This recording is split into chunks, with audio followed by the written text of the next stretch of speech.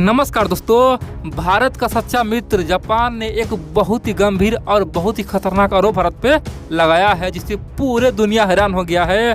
और आप भी बोलेंगे भाई ये क्या हो रहा है। जापान हमसे हजारों किलोमीटर दूर है, लेकिन हमारे लिए इतना सोचता है।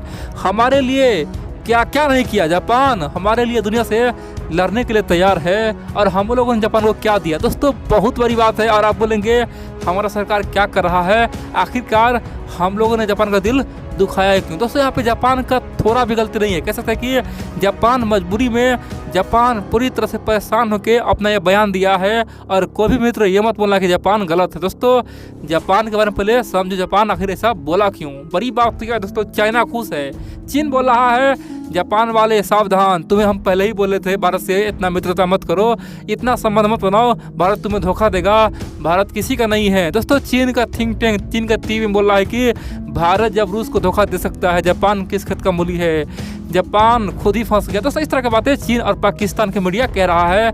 लेकिन एक बात तो है दोस्तों, हम लोग खुद गलती किए ना, उसका परिणाम हमें आज मिल रहा है, और दुनिया इसीलिए हम ही पे आज हंस रहा है। आप बोलेंगे आखिर ऐसा क्या हो गया जिससे जापान इतना गुस्सा है और दुनिया हम पे देख रहा है। दोस्तों मैं आपको एक एक पॉइंट बताऊँ, आप लोग पूरा खबर देखते रहिए, क्योंकि अगर यहाँ पे हम लोग नहीं समझ पाए ना, अगर यहाँ पे हम लोग अपना आदत नहीं बदले, तो दोस्तों भारत महाशक्ति बनने में देरी कर देगा। कह सकते हैं कि फिर यहाँ से चीन आगे निकल जाएगा, क्योंकि हमारे हाथ में दोस्तों बहुत बड़ा ऑफर आया और हम लोगों ने उसे ठुकरा दिया। कह सकते हैं कि जापान इसीलिए गुस्से में है। आखिरकार भारत से हमें क्या क्या उम्मीद था और भारत हमें क्या आंख दिखा रहा है। दोस्तों जापानी मिनिस्टर ने कहा है कि भारत से हमने कितना उम्मीद वाला था, भारत को तो हम अपना बहुत बड़े भाई मानते थे, लेकिन भारत ने हमें बहुत बड़ा खासतौर मुसीबत में फंसा दिया है। भारत सरकार अभी भी हमें मदद करे, नहीं तो हम अंत में मजबूरी में कुछ बड़ा कर देंगे। दोस्तों मैं आपको एक एक पॉइंट बता रहा हूँ, पूरा खबर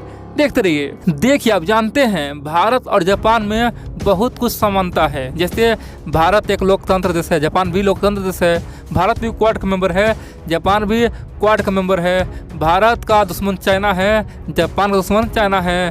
भारत और चाइना खासतौर पे आपस में लड़ता है, जापान और चाइना आपस में लड़ता है। सिंपल बात करें तो जापान और भारत का जो समानता है बिल्कुल सेम है। भारत भी पश्चिमी देशों के ग्रुप में आज जा चुका है और जापान ऑलरेडी उस ग्रुप में है ही। दोस्तों जापान भारत में सब कुछ समानता है, इसीलिए जापान ने 2014 में एक बहुत बड़ा घोषणा किया था। जापान ने कहा था कि हम सीधा तौर पे, जापान सरकार ने कहा था कि हम सीधा तौर पे भारत में केवल 5 सालों में कितना 2014 से लेकर 2020 के दौरान कम से कम $40 बिलियन का निवेश करेंगे सीधा तौर पे। बाकी हमारा कंपनी जो प्राइवेट कंपनी है वो तो कई $1 बिलियन निवेश करेगा। यानी कि जापान ने भारत को 50 से $60 बिलियन का दोस्तों ऑफर दिया था, हम निवेश करेंगे। इतना ही नहीं, जापान का निवेश बहुत ही अच्छा होता है दोस्तों। जापान का जो इंटरेस्ट होता है ना लोन का, वो बहुत ही कम होता है। मान लीजिए अगर हम लोग वर्ल्ड बैंक से लेते हैं, हम लोग IMF से लेते हैं, तो उसका इंटरेस्ट कितना होता है 3 से लेकर 4% होता है। कितना होता है 4%, एक साल का 4% इंटरेस्ट हो।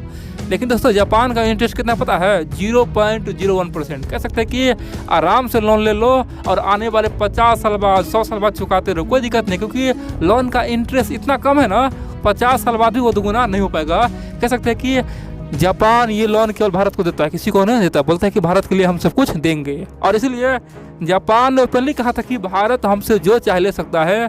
हमारा जो बुलेट ट्रेन है दुनिया में सबसे बेहतरीन है, बुलेट ट्रेन भी देंगे। और दोस्तों भारत और जापान में एग्रीमेंट भी हुआ था बुलेट ट्रेन का, लेकिन अफसोस की बात तो यह है दोस्तों, भारत में ये एग्रीमेंट हो गया लेकिन आज तक लटका हुआ है। जापान पिछले 5 सालों से बोल रहा है कि हमें ज़मीन दो, आखिरकार हम कहाँ पे ये बुलेट ट्रेन चलाएंगे। दोस्तों बड़ी बात तो यह है दोस्तों, भारत का सरकार है ना, मोदी सरकार कुछ कहता है, भारत का जो राज्य सरकार है ना वो कुछ कहता है। कह सकते हैं कि महाराष्ट्र सरकार में और दोस्तों केंद्र सरकार में ठाना हुआ है। कह सकते हैं कि ये हम लोग का दुर्भाग्य है दोस्तों।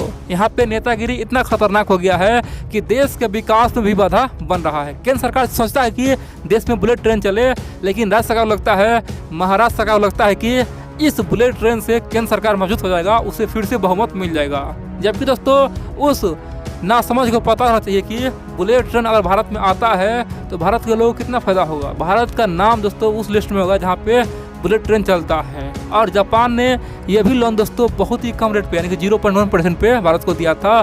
जापान का सपना था कि 2025 तक ये बुलेट ट्रेन चालू हो जाए, लेकिन ऑलरेडी दोस्तों ये बुलेट ट्रेन 7 साल लेट हो चुका है। अब पता नहीं कब तक चलेगा, 2040 में चलेगा या फिर 50 में चलेगा, कोई था पता नहीं है, क्योंकि यहाँ पे राज्य और केंद्र के बीच में समस्या ही समस्या है। केंद्र बोलता है हम पावरफुल है और राज्य बोलता है हम पावरफुल है, और दोस्तों इसी में पिसता कौन है? यहाँ का जनता। इसीलिए जापान का जो मंत्री है उन्होंने कहा कि भारत में हम तो निवेश बहुत कर चुके हैं, लेकिन हमारा बहुत सारा प्रोजेक्ट डिले हो चुका है, बहुत सारा प्रोजेक्ट लटका हुआ है, उस पर कोई काम ही नहीं हो रहा है, यानी कि हमारा पैसा वहाँ पे फंसा हुआ है, ना तो वो काम आगे जा पा रहा है ना पीछे आ पा रहा है। आखिरकार हमने भारत में क्या सोच समझ के इन्वेस्ट किए थे, खासतौर पे बुलेट ट्रेन पे नहीं, कहीं जगह पे हम लोग भारत पे निवेश किए थे, लेकिन आज भारत का कंडीशन क्या है? बहुत सारा प्रोजेक्ट हमारा डिले हो चुका है। भारत सरकार से हम आग्रह करते हैं, उम्मीद करते हैं कि इस पर कुछ ध्यान दे। और दोस्तों जापान ने सीधे तौर पर भारत को एक इशारों में चेतावनी दे दिया है कि या तो आप अपना आदत सही करें, क्योंकि हम मित्र हैं इसीलिए आपको हम बता रहे हैं कि यहाँ पे क्या हो रहा है। बाकी जो मित्र नहीं होता वो तो भाग जाता, छोटे छोटे प्रोजेक्ट निकल जाता। मान लीजिए चाइना होता, रूस होता, अमेरिका होता, तो उससे क्या मतलब? भारत डेवलप करे न करे, भारत तरक्की करे न करे, उससे तो केवल यही मतलब है पैसा कमाना।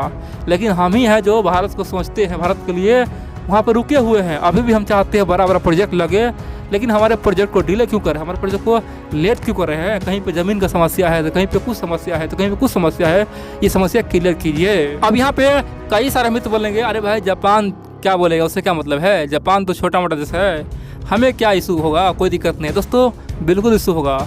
जापान दुनिया का एकमात्र देश है जो पहले कहता है कि भारत को हम एक्सपोर्ट हब बनाएंगे, यानी कि भारत किसी से खरीदेगा नहीं, भारत दुनिया को बेचेगा। यानी कि जापान का जो भी कंपनियां है, बड़े बड़े कंपनी, जो भी कंपनियां, चाहे कार का हो, मोबाइल का है, या फिर कुछ भी इलेक्ट्रॉनिक हो, या फिर कोई भी कंपनियां हो, साइकिल हो, बाइक हो, सबको भारत में हम शिफ्ट कर देंगे। यानी कि जितना भी हमारा कंपनियां दुनिया में बउआ रहा है, चाहे चीन में हो, अमेरिका में हो, सब जगह से हम निकाल के सबको भारत में हम स्थापित करवा देंगे। और भारत हो जाएगा क्या?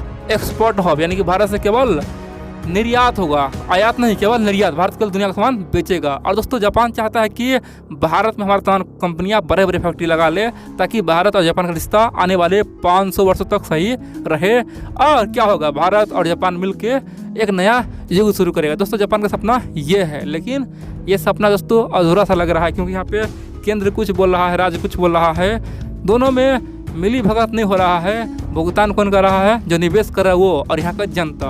और जापान ने दोस्तों ये बात बता दिया है, दूसरा देश नहीं बताता, क्योंकि उसे पता है हमें बताने से क्या मतलब, भारत भले अच्छा होगा पिछड़ेगा, लेकिन दोस्तों जापान चाहता है भारत पिछड़े ना, भारत महाशक्ति बने। जापान को पता है भारत अगर महाशक्ति बनेगा तो वो भी महाशक्ति बन जाएगा, क्योंकि भारत जिस दिन ताकतवर बनेगा चीन को वो पटक के मारेगा। जापान को दोस्तों ऑटोमेटिक पावर मिल जाएगा, ठीक है। जापान चाहता है कि भारत किसी भी सूरत में महाशक्ति बने, चीन से आगे निकले। जापान इसीलिए कई बार तो अपने कंपनी को बहुत बड़े बड़े लोभ दे चुका है कि जो चीन को छोड़ेगा, जो भारत में आएगा या फिर कहीं और जाएगा, उसे हम ये देंगे, उतना पैसा देंगे। यानी कि चीन को दोस्तों पूरी तरह से जापान कंगाल करने पे तुला हुआ है, और वो अपने तमाम कंपनी को भारत में भेजना चाहता है।